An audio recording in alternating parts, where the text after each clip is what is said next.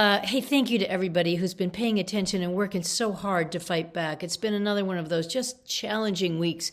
And when I think a little bit about everything that just happened this week, I don't know if I can talk fast enough to mention it all. You know, they started out with cutting funding, a USDA fund that was going to help our local food banks and school lunch programs, getting more locally grown fresh healthy food. They cut that money, and even worse, they cut the funding that's supposed to go to the farmers who are already growing under these contracts or planning to supply it. So those farmers are currently out of luck.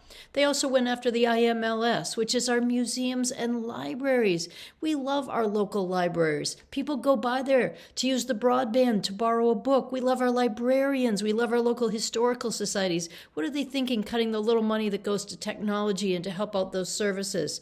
They just cut exchange programs. We have 3,500 students who are abroad right now. These are Fulbright scholars. Or the Congress Buddhistang program, which we've met the young people who go there. This is the best way to create future leaders, to bridge the gap, to have harmonious relationships between our countries and others. They went after DHHS. They're cutting 20,000 workers, $91 million in Maine. They say, oh, COVID's over. We don't need it anymore. Public health, by the way, public health still matters. Preventative help.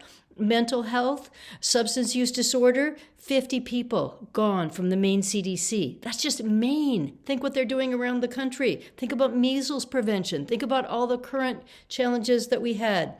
They went after the rural energy funds, our REAP programs. Those are the farmers who have already installed the solar panels on the roof and waiting for reimbursement, or the contracts that are out there to lower your energy costs. They're trying to rewrite it, change the language. Don't say climate change anymore. Don't say underserved community. Maybe you are an underserved community. This is Maine, let's face it. Going after New Era and PACE to help local electric co-ops to convert to renewable energy because it is cheaper. And by the way, it's better for our environment. Gone.